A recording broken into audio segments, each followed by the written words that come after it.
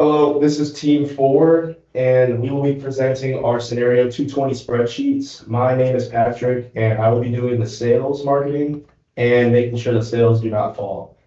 So for Taj Mahal, the price was in January, February $16, March was $17, April 16, May 16, and then June to July was 17, August 1650, and then September to December was 17. Oh wait, no, November, December was 1750. And the production kind of stayed 4,000 the same, except for May through July, which was 6,000, 5,000.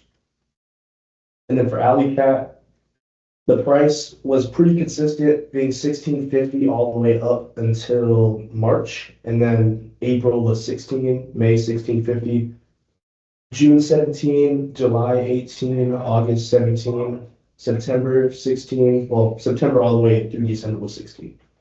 And then the production for January was 6,000, February 5,000, March 5,000, April was 7,000, May 5,000, June 6,000, 5,000 all the way up till September, and like October 4,000, November 3,000, December 2,000. And then for Edgar Ale, I changed, or actually no, I didn't really change the price. Just 1450 all year round. And then for the number of fermenters, we changed those to 6, which led our EBT to be 226,000 and 104. All right, and I will be passing it on to Lexi. On my spreadsheet, I kept the price for Taj Mahal actually the same all year long.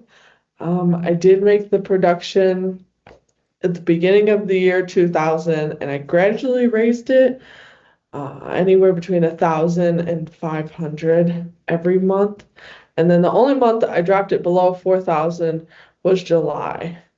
And then for Alley Cat, I started the production pretty high and lowered it about 3,900 between January and March. And then I raised it again. And the highest I went was 9,500, and that was in August. I kept the price pretty similar. The only month that I raised it was in July to help us with not losing sales.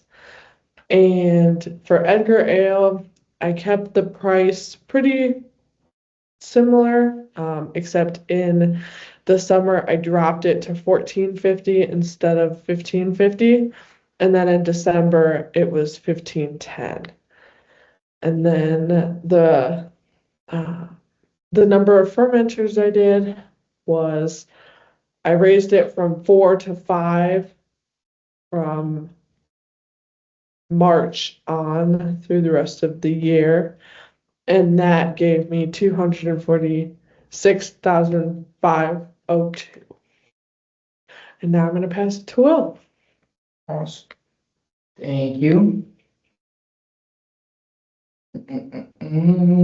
You guys can see this? Yeah. Awesome. So this is my 220 spreadsheet for Taj Mahal. I started production with 2,000 for the months of January and February. For March and April, I did 3,000 and 3,500 and bumped it up to 4,000 for months May and June. July, I brought down to 3,000, and for August, I brought back up to 4,000, and for the remainder of the year, all the way through December, they continued at 4,000. I kept a steady price of 1,750 throughout the entire year for Taj Mahal as well.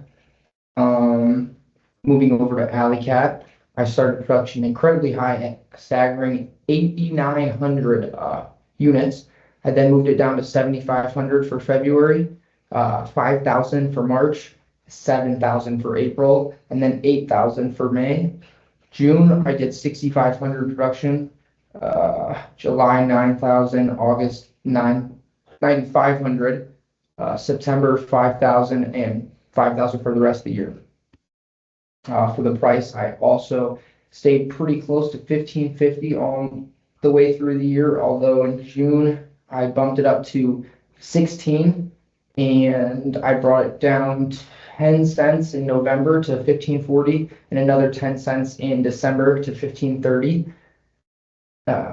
Moving over to Edgar Ale, my productions were as stated right here with the leftover from the other two beers. My price was $15.50 all the way through May, and then I brought it back down to $14.50 and all the way, or even down to $14 in December. I ended up accumulating a $250,000 EBT, establishing this spreadsheet as our highest overall EBT, and we will be focusing on this one when doing our simulation next in class. I also want to come over and focus on my fermenter capacity because this is our first time working on this, and I will be purchasing my 5th fermenter in March and be preparing to take on any loans that need be when that time comes. So now I will move on over to my production order where I will make our first orders for the year. I believe Alley Cat, I think I said 8,900, so I'm gonna do.